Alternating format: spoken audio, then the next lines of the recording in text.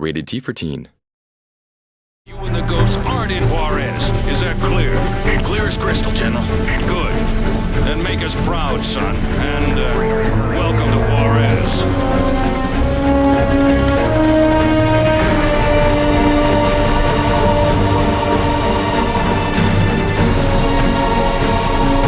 Hi, I'm Whitney Robinson. I worked at Red Storm on GRAW, and now I'm working in the Paris studio on GRAW 2 as a level designer. I will be guiding you through the Developer Diaries, giving you an inside look at how we're developing this game. Today we will present to you the look and feel we want to have for this game. We're here with Artistic Director Corinne Guillon and Lead Engineer David Raisin.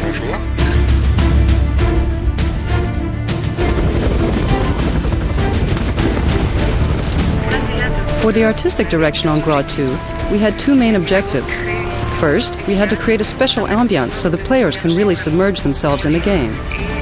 And secondly, we had to rework certain elements from GRAW 1 that needed to be improved upon. For GRAW 2, we developed a lot of new elements that we added to the game in order to enrich the storyline and bring in some new tech features. The game takes place on both sides of the American-Mexican border. The idea was for the player to protect the U.S. from any direct attack on U.S. soil. In order to build the drama around protecting this borderline at all costs, we have two main things.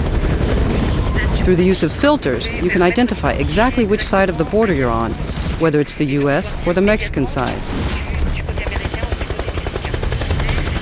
The idea is that the graphic rendering evolves dynamically, giving an aspect to the game that's much more realistic than in the previous version. This new Ghost Recon story uses all new tech features that we've developed and added to the motor. So exactly what is ambient occlusion? Ambient occlusion is a visual technology feature that accurately reproduces the way shadows appear in relation to its geometry. For example, on a building with a balcony, the shadow under the balcony is stronger than on the facade of the building. In GRAW 2, we've also added in a real-time day and night cycle during the missions. This allows you to see the sun moving as you play, see the shadows on the ground change, and to really have the impression to live an adventure, minute after minute, just like in real life.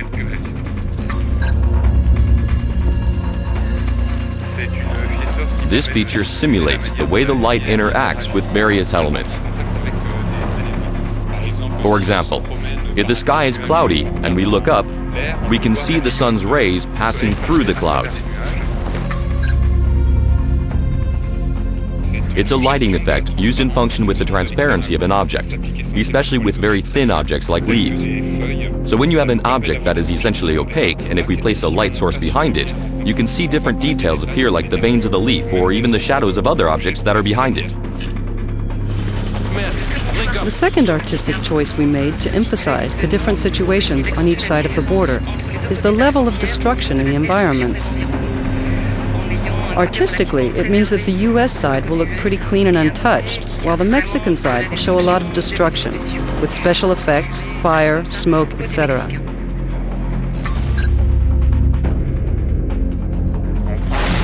Take the example of two cars burning in a street and a helicopter landing between them. The columns of smoke will move away from the helicopter and disperse.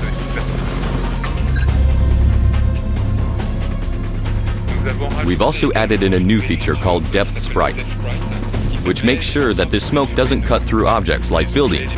Hence the smoke seems much more natural and we no longer notice the artificial side that was present in the previous games.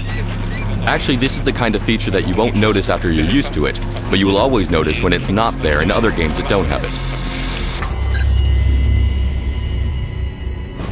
This means that we can now have missions that take place in the middle of a storm, affecting the environment even after the rain has stopped by leaving puddles of water.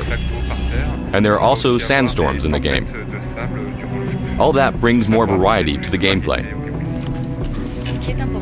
What's important is that each feature is developed separately, but they interact with one another.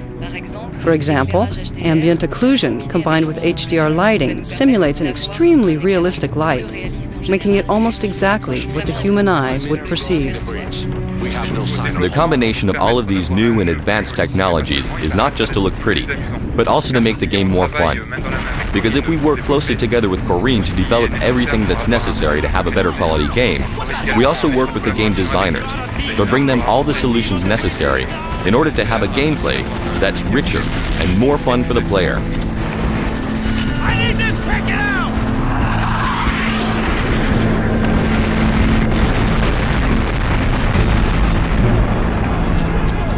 That's the end of this Dev Diary. Next time we'll look at how we push the Soldier of the Future experience, detailing the new weapons, equipment, and the new Crosscom 2.0. Crosscom activated.